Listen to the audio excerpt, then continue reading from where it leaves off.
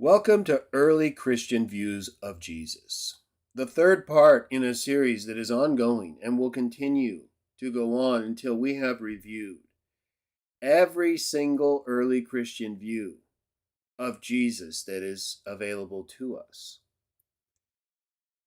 In this video, we're going to read in its entirety a letter that you may not have heard of, or if you have, maybe you haven't considered it very significant. But whether it is significant or not depends on who wrote it and how early it is. It's known as Mathetes' letter to Diognetus. Diognetus is believed by many to be the tutor of famous philosopher and Roman emperor Marcus Aurelius. And so the letter itself, whether Mathetes is the name of the writer, Mathetes also means disciple. And in the letter, as you're going to see, the writer explicitly claims to be a disciple of the apostles, which leads many to believe it's an earlier letter.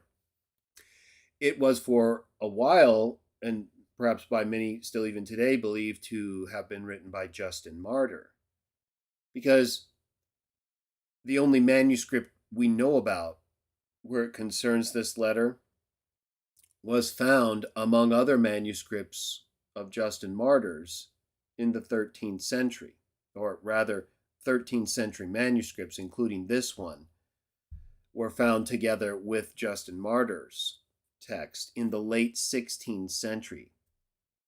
And so many thought it was, in fact, a writing of Justin's. And then the manuscript or the letter was published. It's pretty much a complete letter, like what we're going to read tonight, just slightly damaged.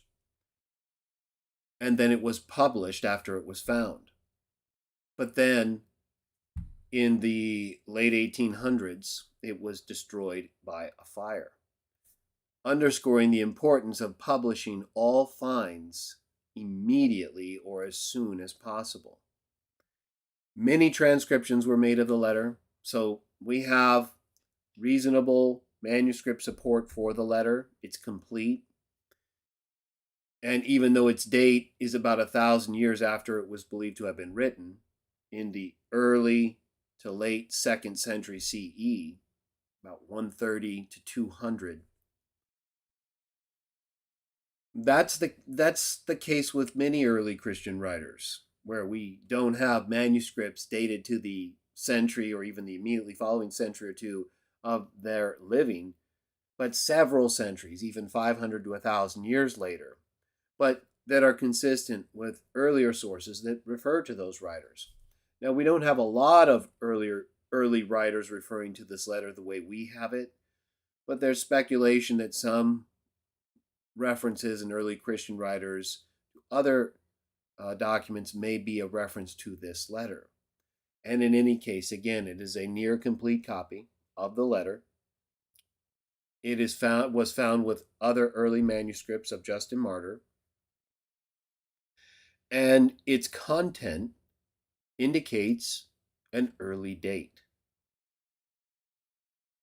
So you should remember this letter. It is something that's included with most series of early Christian writings, such as the Ante-Nicene Fathers series published by Erdmanns, by Hendrickson, and others, I believe.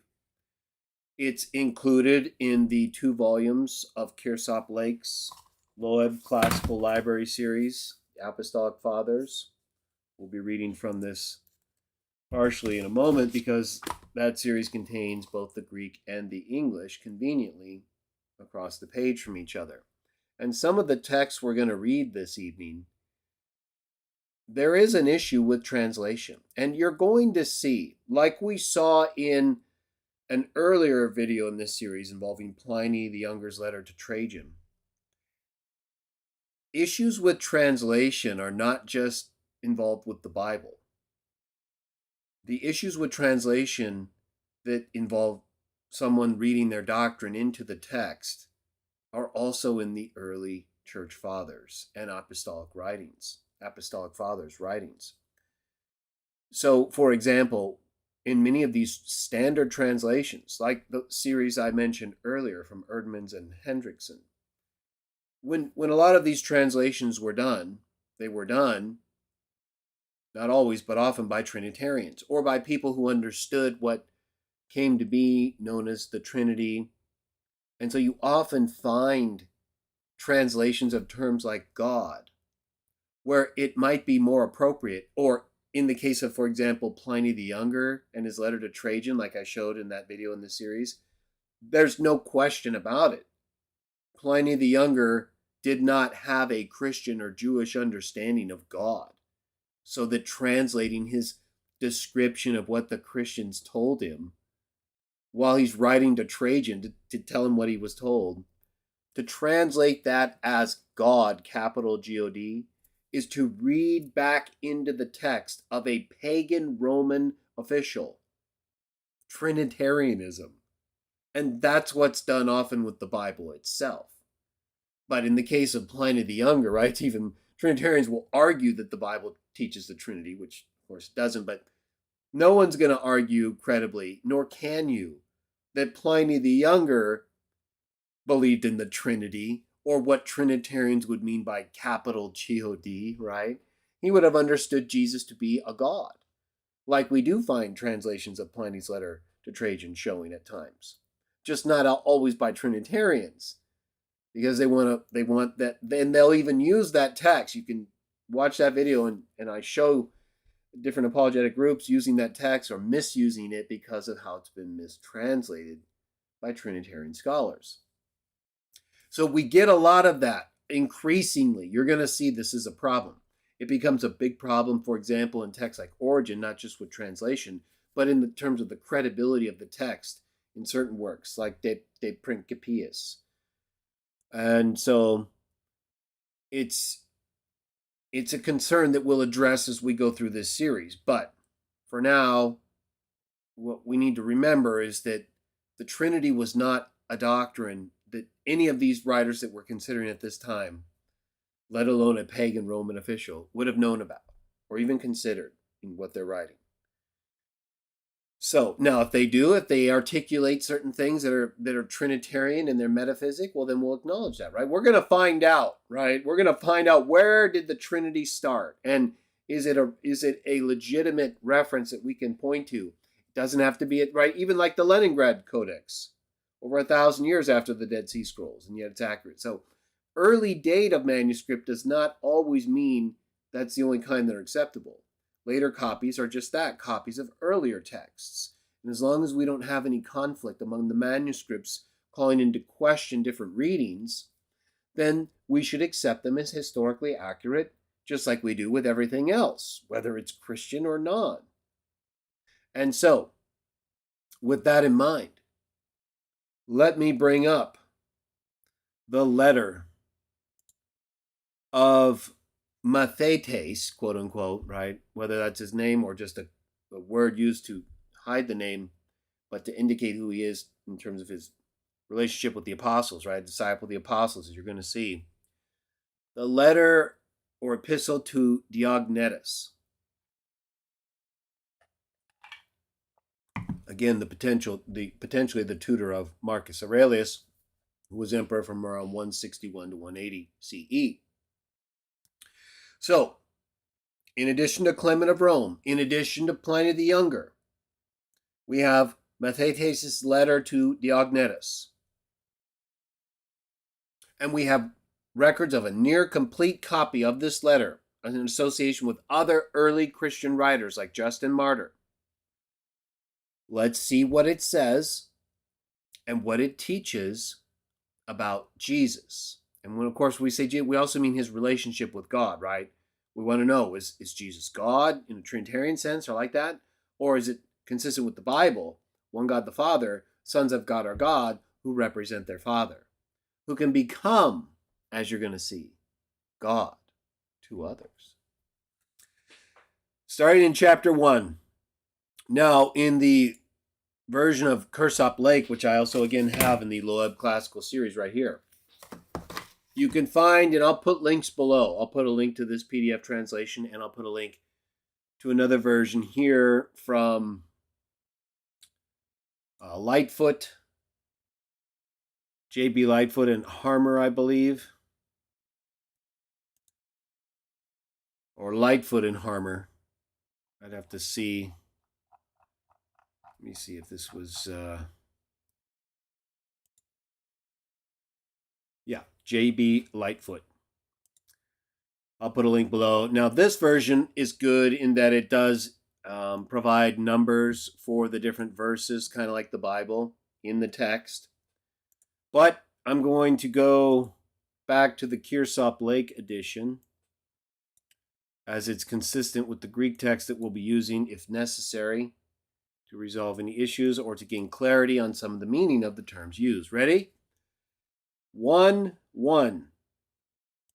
Since I perceive, most excellent Diognetus, that you are exceedingly zealous to learn the religion of the Christians, and are asking very clear and careful questions concerning them, both who is the God in whom they believe, it's one of the questions that Diognetus has expressed interest in, and how they worship him, so that all disregard the world and despise death, and do not reckon as gods those who are considered to be so by the Greeks, nor keep the superstition of the Jews and what is love which they have for one another.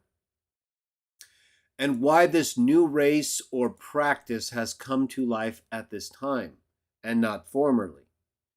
I indeed welcome this zeal in you, and I ask from God, who bestows on us the power both of speaking and of hearing, that it may be granted to me so as to speak, that you may benefit so much as possible by your hearing, and to you so as to hear, so that I may not be made sorry for my speech.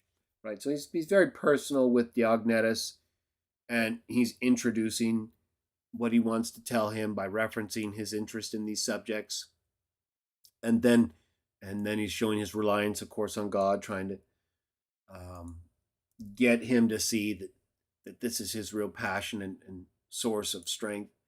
So, chapter 2, come then, clear yourself of all the prejudice which occupies your mind, and throw aside the custom which deceives you, and become, as it were, a new man from the beginning, as one, as you yourself also admitted, who is about to listen to a new story. Look, not only with your eyes, but also with your intelligence. Right? So see here, we have early Christian representation of them relying on actually being able to reason about the facts, and not just relying on either what we see or what we might believe without evidence. What substance or form they chance to have whom you call gods, and regard as such. Is not one a stone, like that on which we walk? Another bronze, no better than the vessels which have been forged for our use? Another wood already rotten? Another silver, needing a man to guard it against theft? Another iron, eaten by rust? Another earthenware, not a whit more comely than that which is supplied for the most ordinary service? Are not all these of perishable material?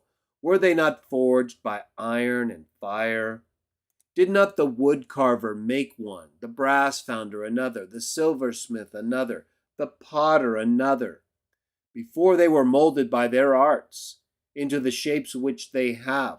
Was it not possible, and does it not still remain possible, for each of them to have been given a different shape? Might not vessels made out of the same material, if they met with the same artificers, be still made similar to such as they? Again, would it not be possible for these, which are now worshipped by you, to be made by men into vessels like any others? Are they not all dumb? Are they not blind? Are they not without souls? Are they not without feeling? Very similar to some of the things we read in Isaiah, of course, but different. Are they not without movement? Are they not all rotting? Are they not all decaying? Do you call these things gods? Are these what you serve? Are these what you worship and in the end become like them? Is this the reason why you hate Christians, that they do not think that these are gods? For it is not you who, though you think and believe you are praising the gods, as much more despising them? Are you not much rather mocking and insulting them when you worship those of stone and earthenware without guarding them, but lock up at night and in the daytime place guards over those of silver and gold, that they may not be stolen away? And if they have powers of perception, by the honors which you think to pay them, you are rather punishing them. And if they are without perception, you are refuting them by worshiping them with blood and burnt fat. Let one of you suffer these things. Let him endure that it should be done to him. Why? There is not a single man who would willingly endure this. Let's get that back over there. Willingly endure this punishment, for he has perception and reason.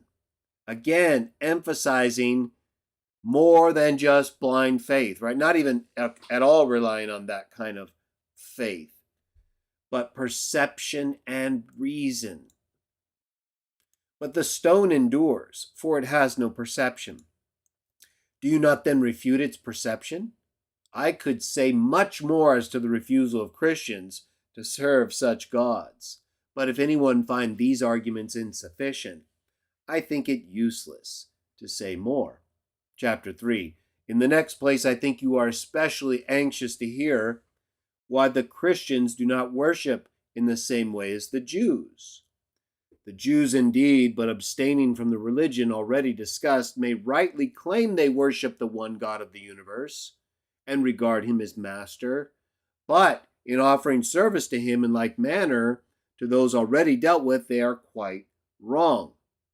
For just as the Greeks give proof of foolishness by making offerings to senseless and deaf images, so the Jews ought rather to consider that they are showing foolishness, not reverence, by regarding God as in need of these things. For he who made the heaven and earth and all that is in them, and bestows on us that which we need, would not himself need any of these things, which he himself supplies to those who think that they are giving them. For after all, those who think that they are consecrating sacrifices to him by blood and burnt fat and whole burnt offerings, and that they are reverencing him by these honors, seem to me to be in no way better than those who show the same respect to deaf images. For it seems that the one offer to those who cannot partake of the honor, the others to him who is in need of nothing. Chapter 4. Moreover, I do not suppose that you need to learn from me that after all, their scruples about food and superstition about the Sabbath, and their pride in circumcision, and the shame of their fasting and feast of the new moon are ridiculous and unworthy of any argument. For how can it be anything but unlawful to receive some of the things created by God for the use of man as if well created, and to reject others as if useless and superfluous? Consistent with the New Testament, right? That there's no real, we still need to be careful of people's conscience, but like Jesus taught, all foods are clean. And what can it be but impious falsely to accuse God of forbidding that a good deed should be done on the Sabbath day? And what does it deserve but ridicule to be proud of the mutilation of the flesh as a proof of election, as if they were, for this reason, especially beloved by God, right? So he's refuting that you need to follow the Sabbath or that you need to get circumcised.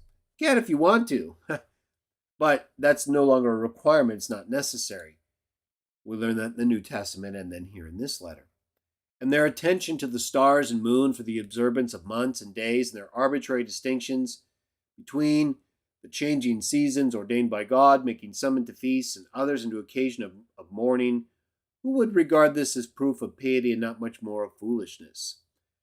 Now, he's not talking about it in terms of the original sense in which it was ordained by God in order for the manifestation of the Messiah, but the continuation of these things now that he has come. So then I think that you have learned sufficiently that the Christians do rightly in abstaining from the general silliness and deceit and fussiness and pride of the Jews. But do not suppose that you can learn from man the mystery of the Christian's own religion. Chapter 5.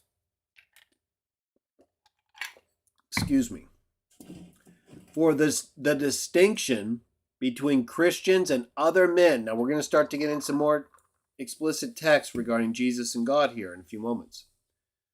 For the distinction between Christians and other men is neither in country, nor language, nor customs.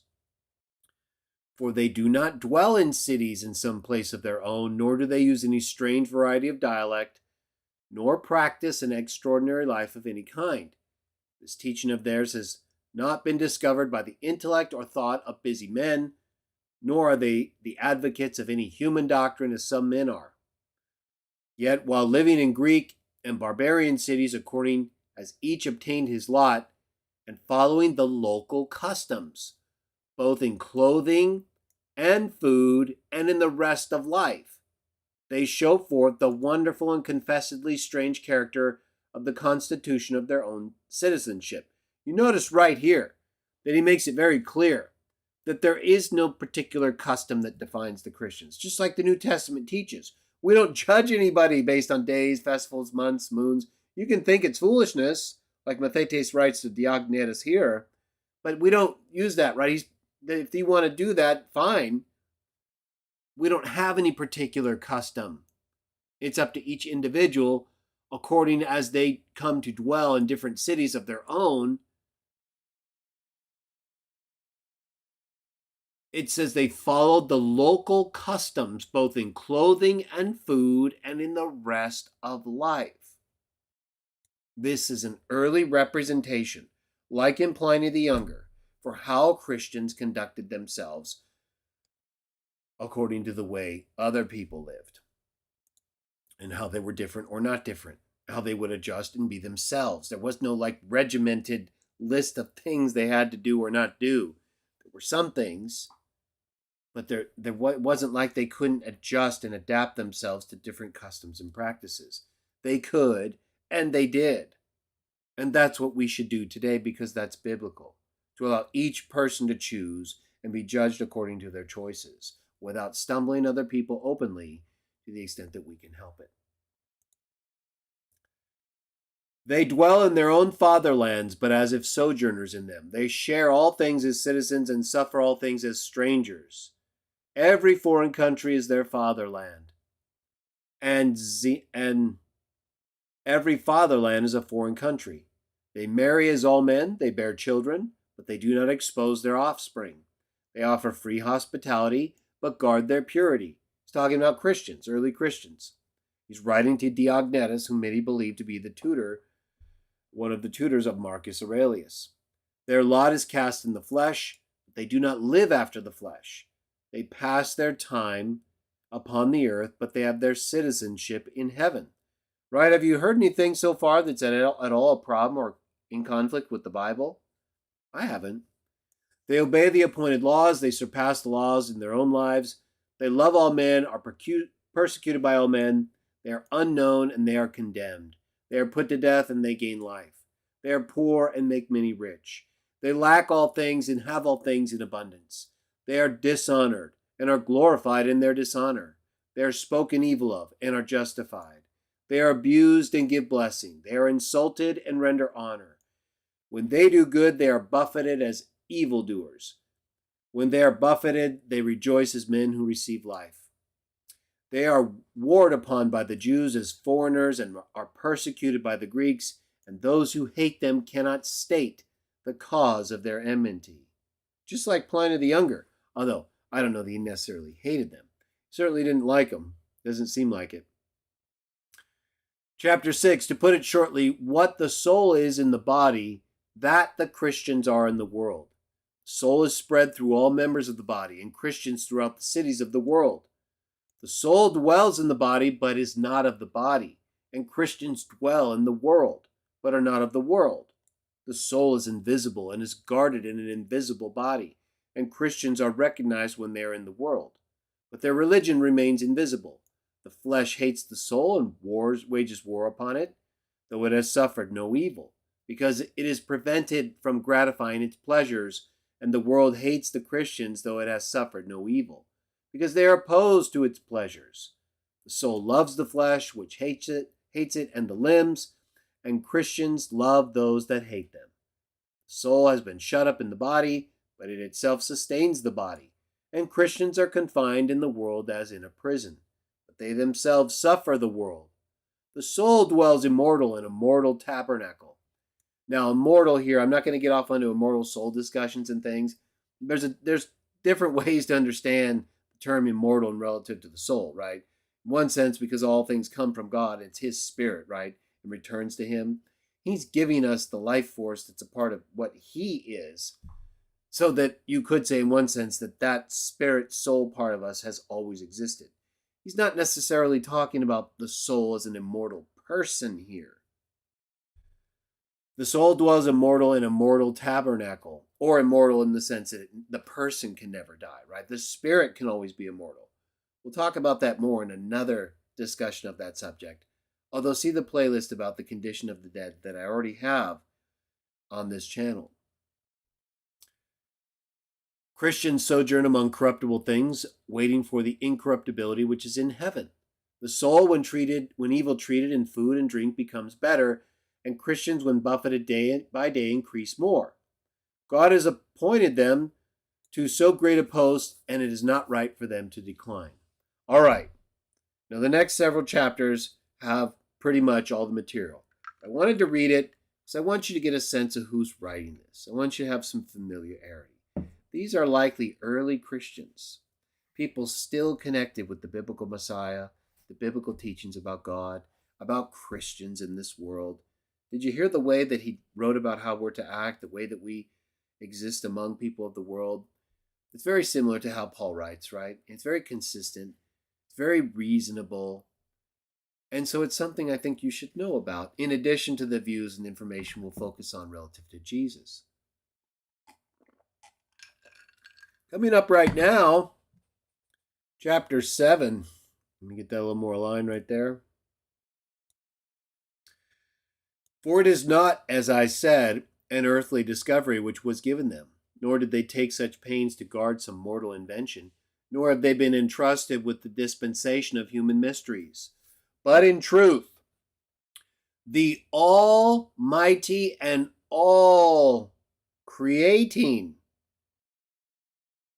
that's Pantocrator, Almighty, and all-creating, is Pantocrates, all-creator, Almighty, and all-creator, and invisible God himself, founded among men the truth from heaven.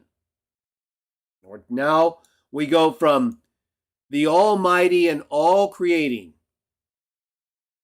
Pantocrator and Pantocrates, an invisible God, founded among men the truth from heaven, and the holy and incomprehensible word, and established it in their hearts, not as one might suppose, by sending some minister to men, or an angel, or ruler, or one of those who direct earthly things. Now, this is very important, and we're going to come back to it and show exactly what is being described here, okay?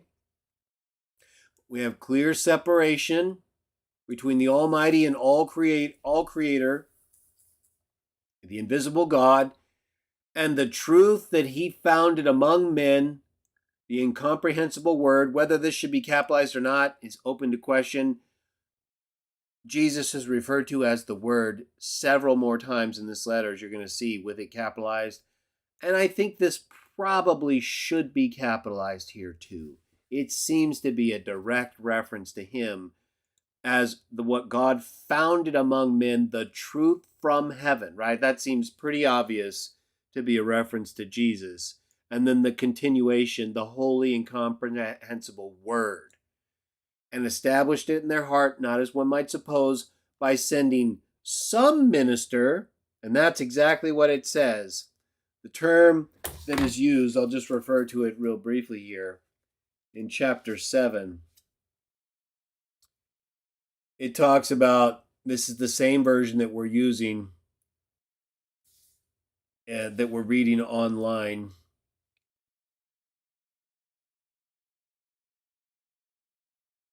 That's chapter 8, I'm sorry. The part where it says, he did not send just some minister to men, right? In the Greek, that's exactly how it describes it.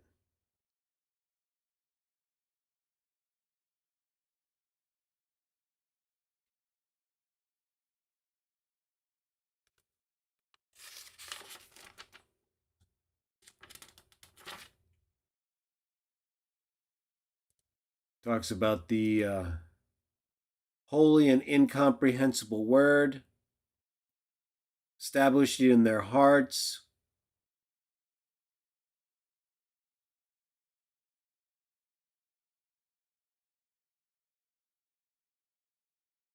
And then it uses the term tis. Tis eikos ean anthropois hypereten tina pemsos. He angelu, he archanta, he tina ton diapanton. And then it goes on to use it again. Each time you see in any translation of this text just the word some or any, it's using a term that means exactly that. It's not just some. It's not just any. It's not just some, among the many. It's someone very special. And the use of tis, tina, all over the place in here, showing the qualified use of the terms that are used, so that when it says not, right, this almighty and all creating God established truth from heaven, the incomprehensible word, not by sending tis, just some, just any minister to men, or just any angel, or ruler, right? Or just any ruler. It says that specifically.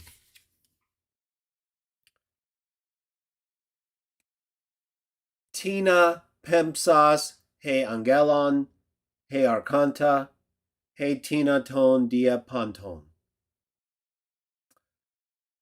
Ta epingea he tina ton pepistu menon. So it's used throughout, and only really used in the translation here, but it's preceding all the nouns, right? So it qualifies them all, is the way I understand Lake's translation based on what I just read from the Greek. That it's not by sending just any or some minister or angel or ruler, right? We know this does not exclude him from being these things, a minister, an angel, or ruler, because what is he not a ruler? No, of course he is. And he's an angel, right? He's the messenger. He's the one God sent to deliver messages to us, which is exactly what it tells us, John 8, everywhere else, right? We all know. So that's why that is so important, that term. Tis, tina, and its different forms used here in association with these terms to show it's not just any angel. It's not just any minister. It's not just some ruler. Or one of those who direct earthly things, or one of those who are entrusted with the dispensations in heaven, right? Is the word not trusted with those things? Of course it is. But he's not just anyone entrusted with those things. He's the very artificer and creator of the universe. Now notice, in Lake's translation, the use of the capital. Remember what I discussed in the pre-show, and I'll bring it up now. And that is, in this series of reviews of early Christian writers' views of Jesus, like with the Bible, we often get texts that are mistranslated or translated with a doctrinal bias. For example, many Trinitarians, even if it's correct to translate the word theos, capital G-O-D in the Bible, sometimes they mistranslate it, like in John 10:33 through 36, where Jesus is accused of being theos and quotes a text calling others theoi in his own defense, showing the sense in which it's being used. But Trinitarians don't believe the Bible in that regard. So they reinterpret the use of theos toward Jesus as capital G-O-D, creating a complete conflict with the text that Jesus uses to identify himself and what he means by theos. Trinitarians don't care. They care about what they mean by theos. They do it also, as I discussed earlier in this series, with later writers, or even non-Christian writers, like Pliny the Younger, who in his letter to Trajan represented the early Christian views of Jesus as them singing hymns as to a god. Pliny, being a pagan Roman, understood that to mean Jesus was being viewed as a god. He didn't have a concept of God, capital G-O-D, like we have today with the Trinity, or they came about even several hundred years after Pliny. Trinitarians translate things according to their doctrine, or others may be influenced by the way Trinitarians represent the God of the Bible and translate it thinking, well, that's consistent with this Christian doctrine I've heard about, right? So here, the question is, and we're going to answer this, is Mathetes, in this letter to Diognetus, referring to the Word, the one who was established or founded by God Almighty, all creating, we'll get back to it, is the Word here called not just the very artificer or craftsman, maker, we'll talk about that more in a moment, but creator, capital C. And is that identifying him with the one who was just called the all-creator, Pantoctistes? We'll get to that, but we need to remember this part. I believe the translation here is incorrect. These are not the same words used right here. Now, God is called one of these words a little later, not both of them, but you're going to see as we're going to read that these words have more than one meaning. So keep this in mind. So God founded truth from heaven, not just by some or any servant, right? Tis, Tina, in association with these terms. He's not just some minister. He's not just any angel. He's not just any ruler. He's the one who is called the very artificer and creator of the universe, by whom he. This ties directly with my videos really at this point, right, on Colossians 1:15, and how it's talking about someone else actively creating through Jesus, who is presented in association with the passive verb for create, because all things were created through him. The Trinitarians take the through him or by him, it's the preposition dia, as active. And there is a sense in which Jesus is an active, quote-unquote, creator or maker of things, like I talk about in those very videos, and like the Bible teaches. He puts things that have already come out of the Father together. First, the Father shows him what to do, John 5:19. Jesus explicitly teaches that. The Father shows me what to do, and I do it. So the Father is always temporally preceding the Son in what happens. He shows him how to do it. So the Father is always the first one who does anything. He brings everything out of himself. The Son can't do that. The Son is never presented as being able to bring anything out of the Father. The Son is only able to do what the Father shows him how to do after everything has come out of the Father, including the Son. Right? The Son has to be out in order for the Father to show him. And everything else has to be out of the Father too, in order for the Father to show the Son how to put things together, which is the explicit role given to wisdom in Proverbs chapter 8, connected with Micah 5:1-4 and the biblical Messiah, and consistent with everything we read in Colossians 1, 15 through 17, John 1, 1 through 3, and Hebrews 1, 1 through 3, which explicitly states the active subject as God, making things through the Son. Consistent also with the passive verb ektiste used in Colossians 1, 15 through 17, with the implied contextual subject, the invisible God, Colossians 1:15, the one creating through the Son.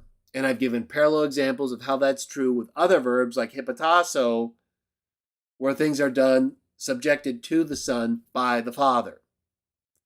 So we've discussed it, we've shown our view is biblical, and I'm going to show it's consistent with what is stated here in the letter to Diognetus. By whom he made the heavens, by whom he enclosed the sea in its own bounds, whose mysteries all the elements guard faithfully, from whom the sun received the measures of the courses of the day, to whose command the moon is obedient to give light by night, whom the stars obey, following the course of the moon, by whom all things were ordered and ordained and placed in subjection, the heavens and the things in the heavens, the earth and the things in the earth, the sea and the things in the sea, fire, air, abyss, the things in the heights, the things in the depths, the things between them. Him he sent to them. Him he sent to them. 3 different subjects, everyone. Him, the very artificer and creator, but this is not correct, as I'm going to show. It's certainly not the same as what is involved here. And this is much more encompassing than even this, right? And like I said, there is a sense in which Jesus can be an active creator. That is by putting already existing things together. Consistent also with the book of Hebrews that every house is constructed by someone, but he that constructed all things is God. Showing that we can also construct kataskuazo, the very things that the Bible says are constructed by God. Kataskuazo. So we need to know who's doing what and how. And even if God is showing Jesus how, that's why he's able to do it. We're also able to do things in a different way after we've been shown to do it. We can create things out of already existing material, like I talk about in those videos. Yes, he did send him, as a man might suppose, in sovereignty and fear and terror. Not so, but in gentleness and meekness, right? In other words, he says that kind of being, the one who I'm going to show is involved in the creation, that he just described as being involved in creation, but not as the all-creator. You would think he would send him in like a really terrifying role, is what he's saying here. But not so. Instead, in gentleness and meekness, as a king sending a son. He sent him as king. Now, as I'm going to show, we're going to go back to this. I believe this should be translated more correctly, a king. He sent him as God. And I'm going to show this should also be translated a God. But again, we get the translation issue. He sent him as man. I'm going to show this should be translated as a man to be consistent with what we're talking about here. He was saving and persuading when he sent him, not compelling, for compulsion is not an attribute of God. When he sent him, he was calling, not pursuing. When he sent him, he was loving, not judging, for he will send him as judge, and who shall endure his coming? They are thrown to wild beasts that they may deny the Lord, and are not overcome. Do you not see the more of them are punished, the more do others multiply? These things do not seem to be the works of man. These things are a miracle of God. These things are proofs of his coming. For before he came, what man had any knowledge at all of what God is? Or do you accept the vain, foolish statements of those pretentious philosophers of whom said that God is fire? They give the name of God to that which they shall go, and some water, and some other the elements which were created by God. And yet if any of these arguments is acceptable, it would be impossible for each one of the other created things to be declared God. Now these things are the miracle mongering and deceit of the magicians, but of men there is none who has either seen him or known him, but he has himself manifested himself. Now he manifested himself through faith, by which alone it is given to see God. For God, the master and creator of the universe, very similar to how the one he founded as truth from heaven is called in chapter 7. We'll get back to this. But it's not exactly the same. Just one term. And it's this term. But I don't think, certainly not in Jesus' case, it can mean more than creator. Who made all things and arranged them in order, was not only kind to man, but also long-suffering. Nay, he was ever so and is and will be. Kindly and good, free from wrath and true, he alone is good. And having formed a great and unspeakable design, he communicated to his child alone. Right here, God the Father is given priority over the Son in terms of being the creator. It says he formed a great and unspeakable design and communicated it to his child alone. And even if we're talking about the mysteries involving the coming of the Messiah, again, this is different. This is not shared knowledge here. This is a representation of God telling his child information he didn't know. And so long as he kept it in a mystery and guarded his wise counsel, he seemed to neglect us and to be careless. But when he revealed it through his beloved child and manifested the things prepared from the beginning, he gave us all things at once, both to share his benefits and to see and understand. And which of us would ever have expected these things? Chapter 9, we're almost done. Having thus planned, there's more, planned by himself with his child, having thus planned everything by himself with his child, right? God the Father and Jesus alone. Just like Proverbs 8 describes, everybody. There's no separate third person going on here. The relationship is clearly manifest with God planning everything, communicating his designs to his Son. Having thus planned everything by himself with his child, he suffered us up to the former time to be borne along by unruly impulses, as we willed, carried away by pleasures and lust, not at all because he delighted in our sins, but in forbearance, not in approval of the time of iniquity which was then, but fashioning the time of righteousness which is now, that we who at that time were proved by our own deeds to be unworthy of life, may now be granted it by the goodness of God, and that we had made it plain that it was impossible for us ourselves to enter into the kingdom of God. We might be made able by the power of God. When our iniquity was fulfilled and it had become fully manifest, that its reward of punishment and death waited for it, and the time came which God appointed to manifest henceforth his kindness and power, O the excellence and kindness and love of God, he did not hate us, nor reject us, nor remember us for evil, was long-suffering, endured us, himself in pity took our sin, himself gave his own Son as ransom for us, the holy for the wicked, the innocent for the guilty, the just for the unjust, the corruptible for the incorruptible, incorruptible for the corruptible, the immortal for the mortal. For what else could cover our sins but his righteousness? In whom was it possible for us, in our wickedness and impiety, to be made just except the Son of God alone? Oh, the sweet exchange, the inscrutable creation, the unexpected benefits that the wickedness of many should be concealed in the one righteous, and the righteousness of the one should make righteous many wicked. Having convinced us then of the inability of our nature to attain life in time past, now having shown the Savior who was able to save, even where it was impossible, it was his will for both reasons that we should believe on his goodness, and regard him as nurse, father, teacher, counselor, physician, mind, light, honor, glory, strength, life, and to have no care for clothing and food. Chapter 10, 2 more.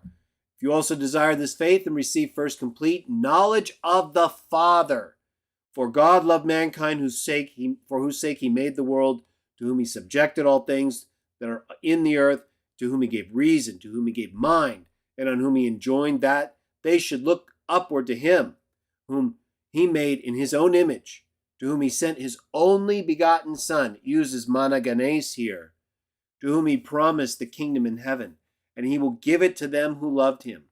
And when you have this full knowledge, with that joy, do you think that you will be filled or greatly will love him, and thus who first loved you? By your love you will imitate the example of his goodness. Listen to this, and do not wonder that it is possible for man to be the imitator of God.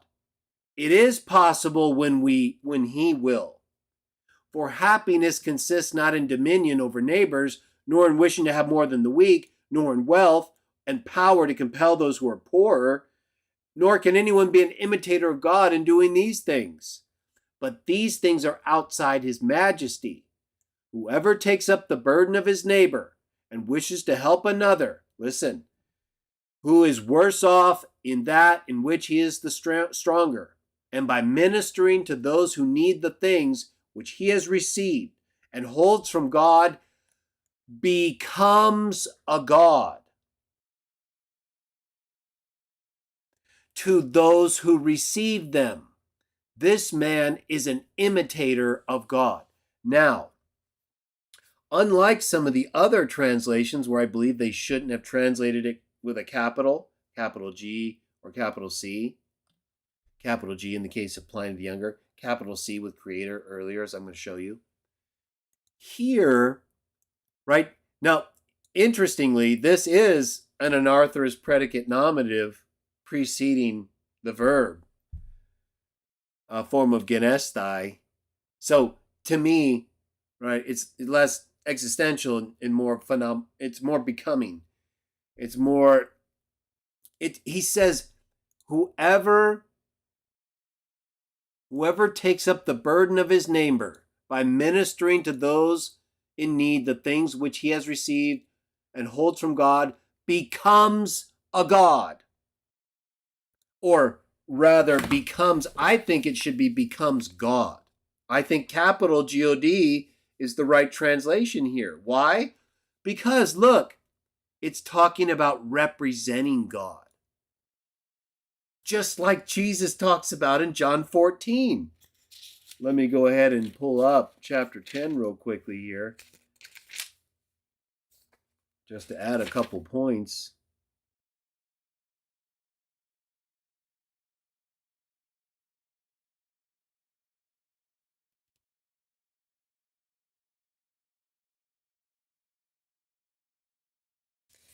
It's in chapter 10, verse 6. And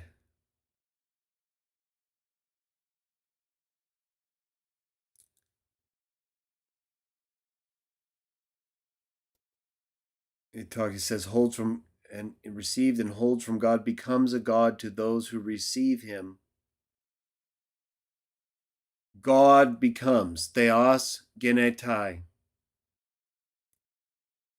So while I think you could translate this a God, it's not incorrect translationally. I think contextually, because of what it goes on to say, hutas mimetes esti theou. This one is an imitator of God.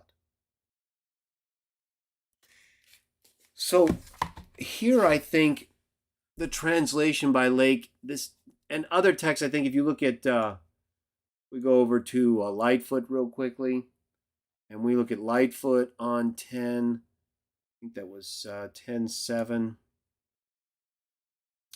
10:6, says, whosoever desireth to benefit that one is worse off in that in which he himself is superior. Whosoever by supplying to those that are in want possessions which he received from God, he says, becomes a God. And capital God. This is like, I would say, the worst possible translation, because it doesn't make sense, right? It's either a God, probably, unless you're going to say you become a separate instance of God to someone, kind of like Moses in Exodus 7. So I guess, but it would have to be explained, right? That doesn't really make sense just looking at it visually. Lightfoot's translation is that whoever follows what God does in this way becomes a God, capital God. So showing right here that, again, you can translate an anarthrous predicate nominative preceding the verb, in this case, form of genestai, as a God, which everybody knows, right? Only Trinitarians seem to want to argue against that. But either way, they would read it as a Trinitarian thing anyway. Just like right here. Probably, right? How else do you think? Well, they wouldn't necessarily be reading it in relation to the second part, but the first part, certainly, anytime they see capital G-O-D, it's Trinity, usually. Even though we're clearly talking about the Father here, right? We're talking about his only begotten Son. Even starts talking about the Father in verse 1 of chapter 10, right? But I think it's important to remember here that Mathetes in his letter to Diognetus says that by imitating God, you become God, or you become a God, however you want to reference theos here. I think it should be capital G-O-D based on this. And so you clearly have an early Christian view consistent with our view that you can be God to other people by doing what he does. That's exactly what Jesus teaches in John 14 and elsewhere, and it's taught right here in the letter to Diognetus. All right, let's go back to the translation. We're almost done, everyone. I wanted to read it all so you get a really good sense of everything. We're almost done, everyone. I wanted to give you a good sense of everything by reading it completely together. So let's go ahead and finish here. So right there is where we left off, right? You can see in Lake's translation, right? Apostolic Fathers, Volume 2, he uses a God, just like NWT in John 1:1. And Lightfoot uses a God, capital G-O-D. And it's an anarthrous predicate nominative preceding the verb, right? But we know they go off the deep end theologically, but you can remember that as an example. Although, again, I think it should be translated capital G-O-D because we're talking about representation, right? So it's consistent with the overall understanding of how you can act as God to others in the New Testament. GL, thank you very much for the super chat. Good to see you as well. Let's continue and finish reading chapter 10. Then through your lot be placed on earth, you will see that God lives in heaven. Then you will begin to speak of the mysteries of God. Then you will both love and admire those who are being punished because they will not deny God. Then you will condemn the deceit and error of the world when you know what the true life of heaven, when you despise the apparent death of this world, when you fear the death which is real, which is kept for those that shall be condemned to the everlasting fire, which shall punish up to the end those that were delivered to it. Then you will marvel at those who endure for the sake of righteousness, the fire which is for a season, and you will count them blessed when they know that other fire. Chapter 11, in Lake's edition, it's actually broken up into 12, so you may see 12 or 11 chapters. My speech is not strange, nor my inquiry unreasonable, but as a disciple of apostles. See, I told you would see that. Here, the writer clearly identifies himself as a disciple of apostles. I am becoming a teacher of the heathen. I administer worthily that which has been handed down to those who are becoming disciples of the truth. For who that has been properly taught and become a lover of the word does not speak to learn plainly the things which have been clearly shown by the word to disciples, to whom the word appeared and revealed them. Remember what I said, you would see some inconsistency in the translation of capital letters, including the term word, right? I think a couple of these, probably at least this one, should be capitalized, just like right here. Here, lover of the word does not say, it's possible that could be the word, the Bible, or the written letters, the written word. This seems to me clearly to be a use of word that I would capitalize. To whom the word, capital, appeared and revealed them, speaking boldly, not being deceived by the unbelieving, but relating to them to disciples, who were held by him to be faithful and gain knowledge of the mysteries of the Father. It's all about the Father. It's all to the glory of God the Father, right? Philippians 2, 9 through 11. And for this sake he sent the word to appear to the world, who was dishonored by the chosen people, was preached by apostles, was believed by the heathen. He was from the beginning, ap arches, and appeared new, and was proved to be old, and is ever young, and he is born in the hearts of the saints. He is the eternal one, who today is accounted a son. We'll talk about this eternal one in just a moment, whom the church enriched and grace is unfolded and multiplied among the saints, who confers understanding, manifests mysteries, announces seasons, rejoices in the faithful, is given to them that seek, that is, to those by whom the pledges of faith are not broken, nor the decrees of the Father transgressed. Then in the fear of the law sung, the grace of the prophets known, the faith of the gospels is established, and the tradition of the apostles is guarded, and the grace of the church exults. And if you do not grieve this grace, you will understand what the word says through the agents of his choice, when he will. For in all things which we were moved by the will of him who commands us to speak with pain, we become sharers with you through love of the things revealed to us. Now, if we look at chapter 11, the translation of Lightfoot, let's just make sure. Let's get a consistency there. Lightfoot's translation of that part that we're going to go back to, he talks about the Word who is from the beginning, who is proved to be old. I believe the Greek term there is a form of palaios, so it just means old or ancient. But then it says, he, I say, in 11:5, who is eternal, who is accounted a son. Right, so we have both Lightfoot and Lake's translation using that term, which we're going to go back to in just a moment. Let's finish with chapter 12. If you consider and listen with zeal to these truths, you will know what things God bestows on those that love him rightly, who are become a paradise of delight, raising up in themselves a fertile tree with all manners of fruits, and are adorned with divers fruits. For in this garden has been planted the tree of knowledge and the tree of life. The tree of knowledge does not kill, but disobedience kills. For that which was written is quite plain, that God in the beginning planted a tree of knowledge and a tree of life in the midst of paradise, and showed that life is through knowledge. But those who did not use it in purity were in the beginning deprived of it by the deceit of the serpent. For neither is there life without knowledge, nor sound knowledge without true life. Wherefore both are planted together. When the apostle saw the force of this, he blamed the knowledge which is exercised apart from the truth, the injunction which leads to life, and said, knowledge puffeth up, but love edifieth. For he who thinks that he knows anything without knowledge, which is true, and testified to by life, does not know, but is deceived by the serpent not loving life. He who has full knowledge with fear and seeks after life plants in hope, looking for fruit. Let your heart be knowledge, and your life the true and comprehended word. And if you bear the tree of this and pluck its fruit, you will enjoy. You will ever enjoy that which is desired by God, which the serpent does not touch, and disease does not infect. And Eve is not corrupted, but a virgin and trusted.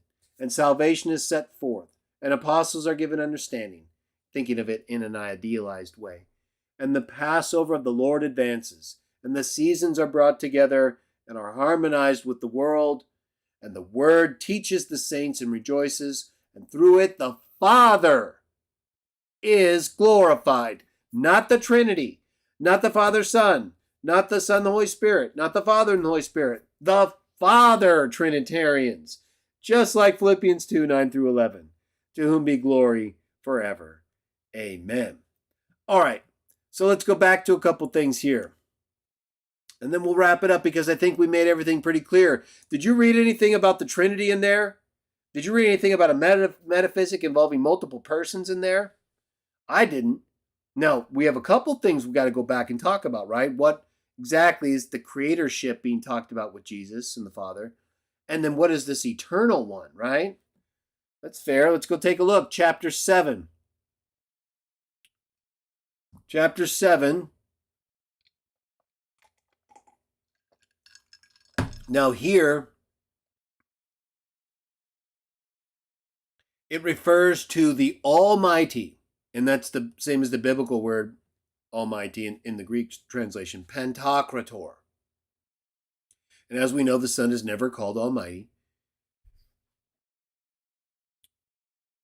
And then this same one who's called Pantocrator, who goes on to describe this one, God himself, as founding among men the truth from heaven, and sending not just some, right? Tina, not just some minister, not just some angel, not just any ruler, but the one who is described here in Lake's translation as the very artificer and creator of the universe down here. But first, right here, right? Pantocrator and Pantoctistes, all creator.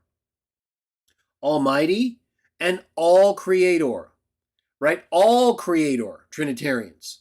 Like 1 Corinthians 8:6, all things are out of the Father. That's consistent with Pantoctistes, right? Everything's out of him. There is no creation until it comes out of the Father. Once it's out of the Father, right? Like God created the heavens and the earth's there, the earth's formless and void, it said. Ocean covering the watery surface, the deep, surface of the deep. And then he made dry land appear. And then he started to make things out of the land, including man. Well, the land was already there, right? The dust of the earth was already there. So Adam's not as old as the dust, is he? Well, you could argue in one sense, in his constituent parts, but that's not really how we determine age, is it? The creation of Adam as a living soul marked the time of his creation, even if it was out of already existing matter. And it was. So God is here described as the Pantoctistes. Now, it goes on and describes the one he sent, right? Not just some, not just any angel. And it specifically says that. And he's no more not an angel than he's no more not a ruler. Or that he's no more that he doesn't direct earthly things. Or he's not entrusted with dispensation of heaven. Revelation 1:1. But he's just not some ordinary person who does that. He's like the main one. He's the firstborn. Now, this very artificer and creator of the universe, the terms used there's two of them, Diognetus and Demiurgos. Let's look them up. Let's go ahead and take a look at the Patristic Greek Lexicon, edited by G.W.H. Lampe, Standard Edition, Standard Patristic Greek Lexicon. Let's take a look at Diognetus on page 1392. And this is a term that if you look in the Lake translation on the left, it's this right here, the very artificer. And notice he doesn't capitalize that for some reason. And I'm not sure why, because they're both descriptions of the same individual. So if he felt that the same individual being described as Diognetus was the real creator, why translate one with a capital and not the other? In any case, page 1392 of the Lampe Patristic Greek Lexicon. Here's what Diognetus means.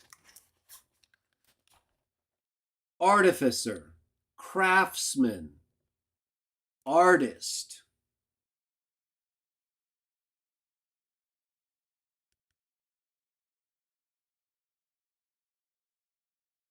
And it goes on to describe different types of creation, distinction between God as creator ex nihilo. This is talking about in later church doctrine, right? This creation ex nihilo is not consistent with the Bible. God as architect of the universe and supreme artist, right? It's used also of hairdressers, cooks, and astrologers, copyists of scriptures, of skilled workers, including makers of perfumes, right? So craftsman, artist, that is entirely consistent with how wisdom is described in the book of Proverbs 8, chapter 30, as a worker, as a craftsman, as someone putting things together according to the Greek text, which is what a craftsman, an artist does. Now let's take a look at the other term used, the term that in the Lake translation, as you can see there, right here, creator is capitalized. So let's look at Demiurgos, page 342 of the Lampe Patristic Greek Lexicon.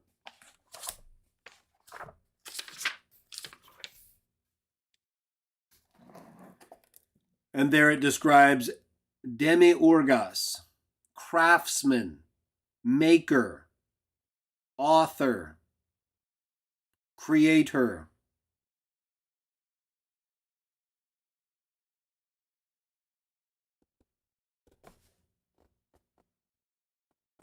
Just, there's a lot of examples and a lot of it's in Greek. So those are terms very consistent with technites. Some of them even identical. Craftsman, maker, author, creator. None of those definitions are in conflict with the role of Jesus as the one who actively put things together after they were actively made through him by someone else. The Pentecostes, right? The all-creator. So both technites and demiurgos are consistent with the role of the word, wisdom, the firstborn, of being a craftsman, an artist, someone who makes things by putting things together that weren't put together, that didn't exist, like Adam was put together. So this capitalization of creator, I believe, is misleading. It's not technically incorrect in one sense. Demiurgos did have the meaning creator, according to Lampe. But why capitalize this and not this? Right? This and this can have basically the same meaning, but they do not mean this. Neither one, technites or demiurgos, means Pentecostes. And Pentecostes can, right, if you're the Pentecostes right here, you're the all creator, right? Everything. There's nothing more than that. That's who the Father is. And the Word, the one he sent, is a technites, an artist, a craftsman, and a demiurgos, a craftsman, a maker, a creator, not in a capitalized C sense. That's the Pentecostes. But creator in a lower sense, right? Putting things together. Forming things. Technites. All right, now let's go to chapter 8, where God is called one of these terms. He's not called technites, but he is referred to as demiurgos. And as we read from the Lampe lexicon, demiurgos can mean craftsman just like technites, but it can also mean creator, which wasn't one of the definitions that we read for technites.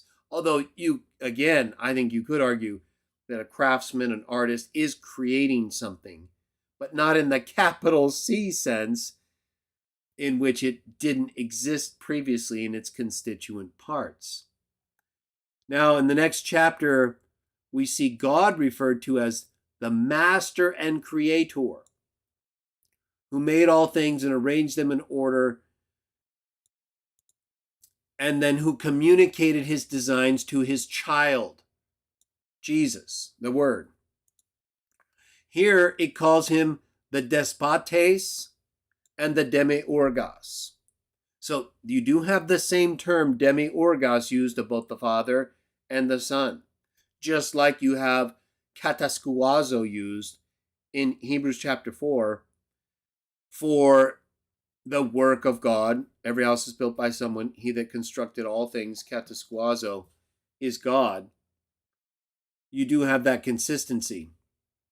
But they're clearly not the same, right? Or if they are, the way God arranges things, he'll show the Word how to do it, and the Word can do it, but it's out of already existing material.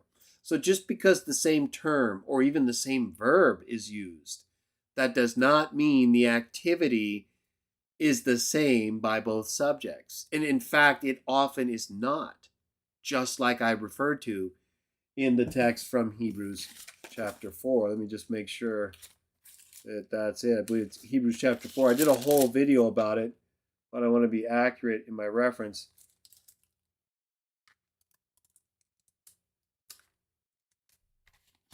I'll pull that up real quickly. Just I want to make sure I get the reference correct for the text that I referred to, where I did a whole video about every house built by someone.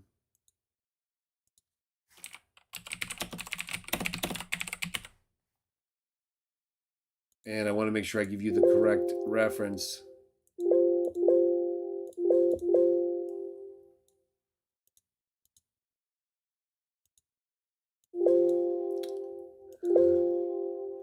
Well,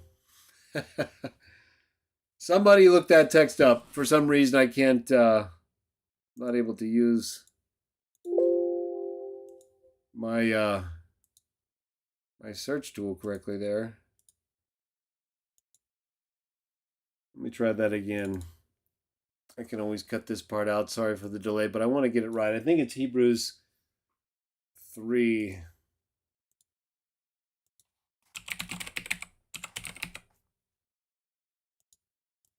Three, 4. Yeah, it's Hebrews 3:4. I'm sorry, but I wanted to bring that up. He that constructed kataskuazo, all things, and yet, of course, God doesn't construct all things. It even says in the very verse that every house is built by someone. Kataskuazo, the same verb. So it's important to understand that. And when you read these translations, like I was telling you earlier, when you read these translations of the early church fathers or writings and you see these terms, it can be confusing. You can read a verse like Mathetes' letter to Diognetus chapter 7 right here, and you can see him refer to the word in contrast to God, again, the Pantocrator, Pantoctistes, but you see the very artificer and creator, right, capital C. Trinitarians are going to go nuts, right? They're going to, so you see, it's the same thing. It's Trinity. No, it's not Trinity.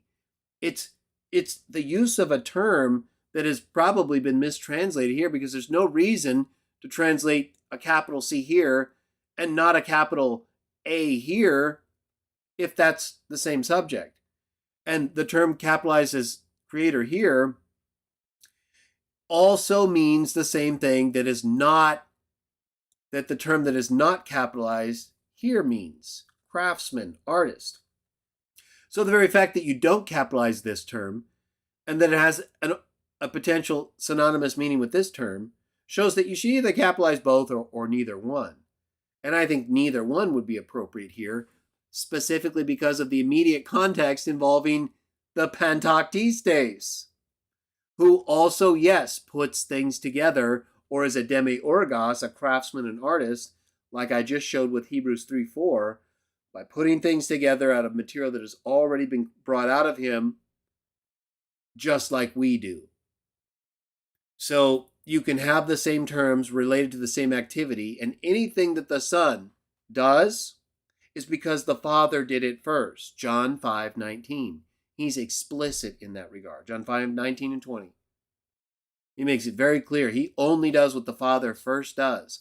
So whatever the Son does, putting things together, being a craftsman, an artist, the Father was already that first.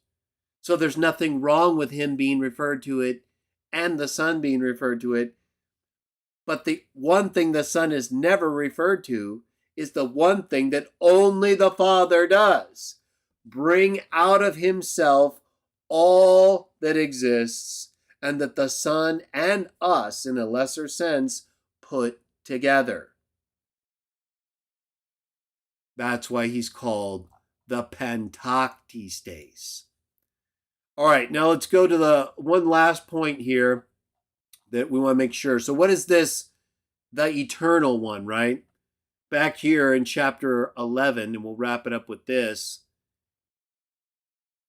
it talks about the Word, right? It talks about the mysteries, to whom the Word appeared and revealed them, the mysteries of the Father, for whose sake he sent the Word to appear to the world, who was dishonest by the chosen people, was preached by the apostles, right? He's from the beginning. And he was proved to be old, but he is ever young. He is the eternal one. All right. So let me bring up that part of the Greek text in Lake's edition that I have in my version from chapter 11.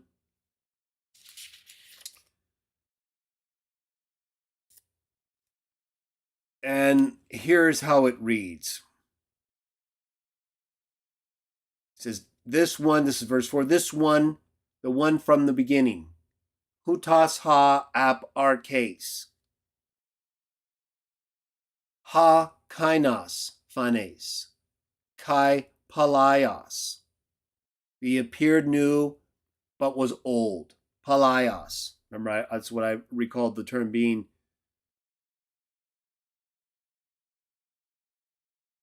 This one, verse 5, hutas ha ae.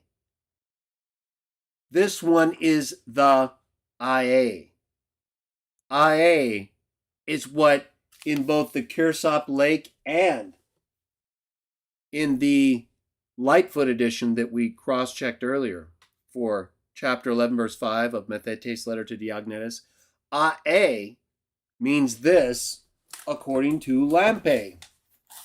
Right? In both Lightfoot and Lake's edition, we have the translation eternal. But that is not really what the term clearly means. And if by eternal is meant always going backwards, right? That's not even consistent with what we just read regarding Palaios, right? I mean, I guess it's consistent. Something eternal is also ancient, but it says he's from the beginning, ancient or old. And then it refers to him as ae. So what's more consistent of a translation of ae? Something that means he's eternal, or something consistent with from the beginning? Ancient, aparches, palaios. Well, let's take a look. In the Lampe edition, Patristic Greek Lexicon, page 37, here's the definition of ia. It's spelled alpha, epsilon, iota.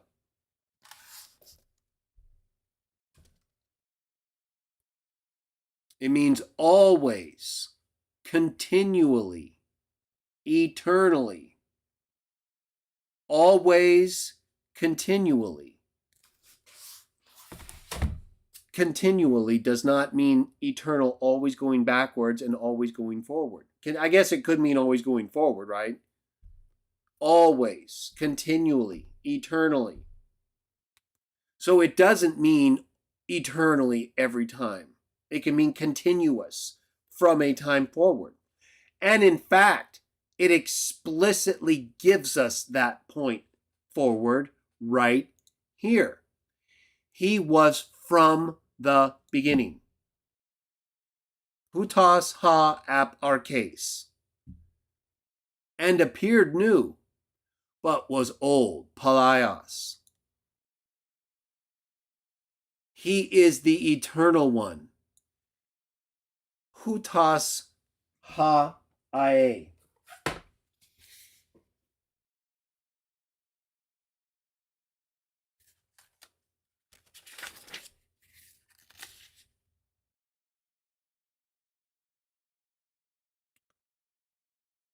Hutas ha ae. He is the one who continues. He is the one who will always be. He is the continually existing one. He is never going to die, just like Revelation chapter 1 says, I was dead, but was raised to life, and now I live forever and ever, and I have the keys of death and Hades. Live forever and ever. I was dead, now I live forever and ever. That's not eternal, always going backwards. That's a reference to him always living going forwards, just like it is right here. It's possible, but that's not consistent with the context, Trinitarians. The context is explicit. He was from the beginning. He was old. And then he was accounted a son, the eternal one, the always existing, after his resurrection, right? He was, today I have begotten you. You today are my son. The son through his resurrection is, I believe, the context here. But either way, who today is accounted a son. A here is much more consistent with from the beginning and ancient as someone who continues to exist. Someone who will always exist. Not Trinitarians.